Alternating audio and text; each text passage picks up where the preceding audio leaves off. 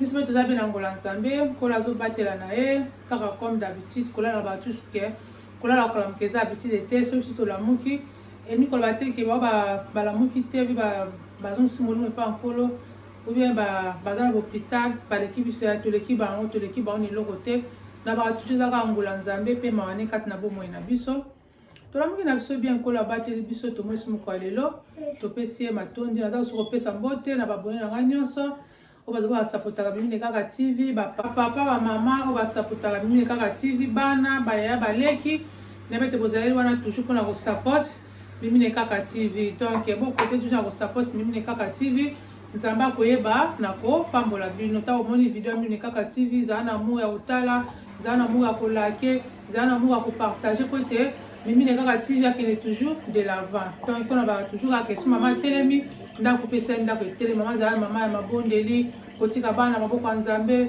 kobondela mpona mobali na yo papa mpe bondela mpona na mwasi na yo bino mpe bana bobondela mpona biso baparete nzambe abatela biso apesa toujours makasi sagesse mpona koyeba toujours na koprendre soin contrôle na bino mpe bana na biso donc bolingo eleka toujours kati na mabota na biso donc amour toujours eleka na kodemere na mabota na biso mpe kimia na nkolo yesu masiya eleka toujours na kozala na mabota na biso donc sans plus tarder lobake mama soki atemi na ndako mpe etelemi toza morning leo nazwi chance nake kotika bana classe te mwana ngo balaki collège moto atikeli ngai bana ngai mbala mike baza na primaire atikeli bango baye na school nga sikoyo natelemi nalamukaki comme d'habitude nzala nga matinale nasi nalamukaki deja nasukoli nabongami nakoki natiki journée na nga na mboka nzambe nzambe atambwisa nzambe akamba mama atikaka journée na mboka nzambe olamuki kozalaka mbangu mama ya loyenge te lamuka opesi nzambe merci otiki journée na mboka nzambe otiki bana esika bake ba classe otiki mobali na yo pesi oke mosala omitika na mboka nzambe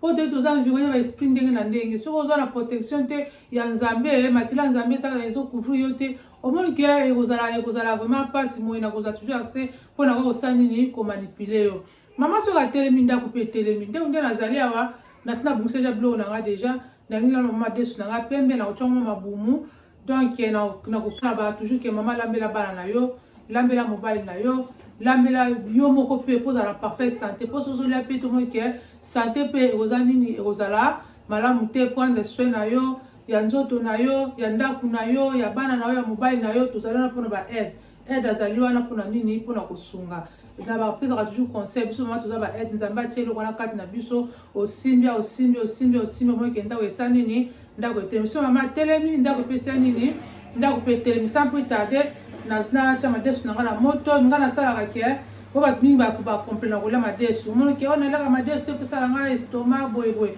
zwa soki osali système oyo avolama madesu na yo olalisango na mai bien otiki yango na mai pendant quelques heures ntango kobwaka mai notie mai mosusu omoni ke esaka baside wana omoni ke ozala mpa na problème ya kolela estomac te soki ozolia madesu na nga nde nalalisiango na mai nasi nabwakaki deja mai soki naye natia kaka mwa matungulu na céleri yango na kotokisa nango après na kosala sauce na kotia mpe mabumu na nga na moto soki nasilisa mpe na kosala nini na ocline mabumu na nga yango oyo nasi nasukola yango deja eza bien lavé naokatela ngo kaka mwa ndembi naotiango na céleri na mwa litungulu natokisa nango madesu na nga mpe yango deja nasi deja nabwaka ye mai wana natie mai oyo nakoyeba na kolambela naoke otiango na région na ngai mama azalaka toujours organise soki omo kolamba olamuki ntongo bani kolamba elambela libota mo so bani kolamba ntongo boye oma mpe osala nini okosisa na yo mpe avant bana balie avant mobali alie avant po azwa misu ntango okese repose miso oke mosala ntango mpe azwa miso akende mosala azokota na ndako azokota biloko esebeli omonike esoza toujours ambiance eza toujours kati na famille mais na bato so omonike mobali aye akuti biloko tatuna yo nde soki bandi kolamba yango benaka baincompréhension yango esisaka mpe bolingo mpo ozomonake mama yo ozomitia na esika na yo te ozalaka mpona koyede mobali na yo koyede bana na yo afeke mariage na yo eke toujours de l'avant nzambe aza toujours kati na libala naliesa nango natie wana natie céleri natie na litungulu natie na mandamba ndembi mpona otiango mwa mungwa te ebele te natie mpe sumba mungwa na mabumu na nga moke mabumu na nga yango oyo donc naotokisa après namba na kosala sauce nga azalaka soki koto nazolamba koto mpe naza kosala sauce na ngai nafungola sikoyo rechaud na ngai. Après nabala kosala so natia mafuta na ngai, naotianga mafuta mbila. Mafuta mbila kala echauffe mpe lumomo soloma moke. Après nde sikoyo nakoyeba naotia matungulu na wana ndembe na batomate na nga natika yango nde esalaka malembe. Madesu na nga mpe etoka, mabumu na nga mpe etoka, nazipiki yango te. Aposo ozipiki omoni ke bavapeur wana mwana osopa na ndebisa na nga rechaud. Natika yango etoka kaka ndenge wana nesa mfuniku. Comme ça nazala mafuta elingwa solo ebongo nayebana kokalinga matungulu na ndembe na nga. Mafuta na nga ete ebeli, naotia yango matungulu na kati na ya fresh. Natia na kati ya nini ya mafuta. Naotia mpe na nini na ndembe na nga etikalaki yango wana mpe na chef. Naotia na ndembe, naotia mpe na tomate pile mpe yango wana. Naotia all purpose, naotia nutmeg, naotia mustard, naotia na ginger ya poussière, naotia na curry powder my favorite, naotia mpe na black pepper, naotia mpe na chicken stock oyo eza baoption na ngai. Ye poza na option na yo mpe osali na ndenge yo moko olingi. Mafuta na matungulu na ngai ebela mwa moke, naotia tomate baingrédient. Après nakoyeba na kotika ngo ebela moke biloko na ngai mpe esa nini etokatoka. Madesu na ngai yango ebeli, sikoyo nasalisa ngo ebimi mwa rechaud. Nasalisa na madesu na ngai, mabumu na ngai mpe yango ebeli nango deja. Na mabumu ebeli elimba makasi mpenza te, mposo elali makasi omona mpe esilaka mpe vu.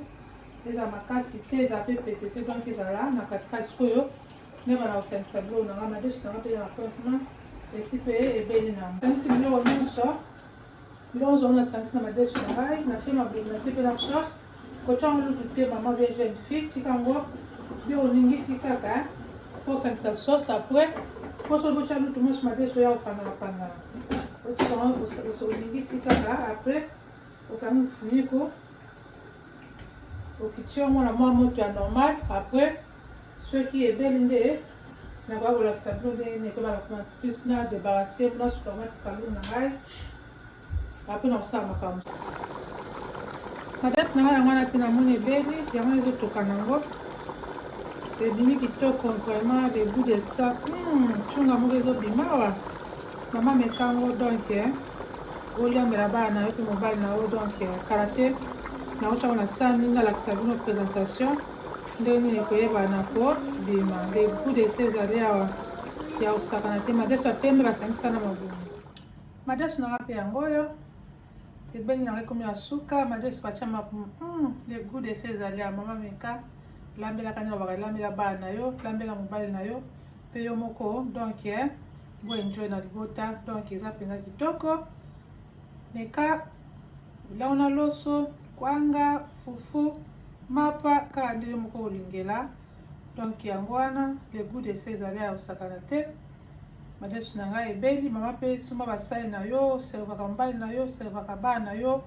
Eza kaka mpona koservir bapaya.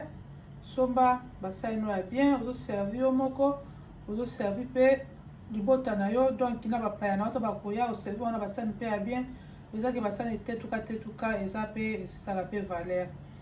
Donc madesu na ngai yango wana le goût de ça.